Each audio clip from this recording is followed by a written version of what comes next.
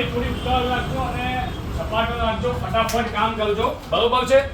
નિખિલભાઈ કેમ આટલી ઉતાવળ કરી રહ્યા છો? ભાઈ આજે સંવત સ્પેશિયલ ગેસ્ટ આવવાના છે, બધું તમને અત્યારે જ કહી દઉં કે શું? પણ કોણ આવવાનું છે, કઈ હિન્ટ હવે તમે આગળ જોશો તો તમને ખ્યાલ આવી જશે. Okay done.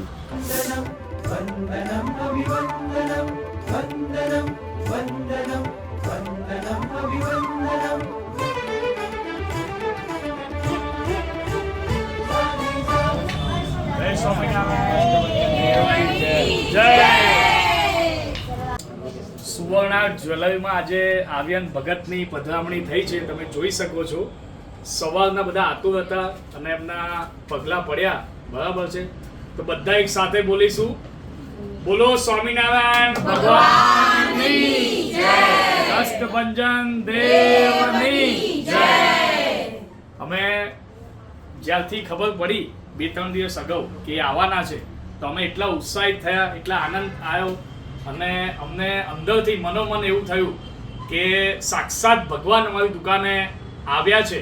તો આજે તમે જોઈ શકો છો સુવર્ણા જ્વેલરીમાં ભગવાન સ્વરૂપ આર્યન ભગતની પધરામણી થઈ છે. ફરીથી એકવાર જોરદાર તાળીઓથી સ્વાગત કરીશું.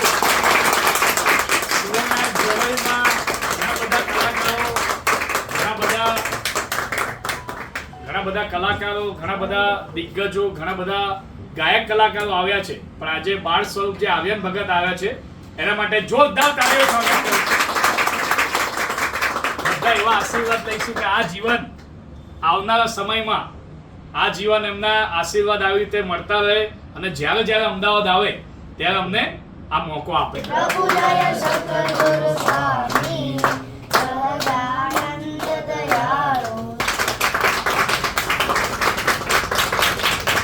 આ તમારા ભગવાનના મંદિરોમાં સુશોભિત કરજો, બરાબર છે? અને સુવર્ણા જ્વેલરીથી આજીવન ક્યારે તમને સેટો જોઈએ તો અમને યાદ કરજો. આ બધા અલગ અલગ કલર આપીએ છીએ એટલે દરેકની ખુશીઓમાં રંગ ફેલાવો, બરોબર છે ભાઈ? એમની પધરામણી થઈ અને સુવર્ણા જ્વેલરીમાં પગલા પાડ્યા, બરાબર છે? આજે સન્ડે રામનવમીના દિવસે સાક્ષાત ભગવાન આવ્યા છે, તો જોરદાર તાળીઓથી સ્વાગત કરીશું.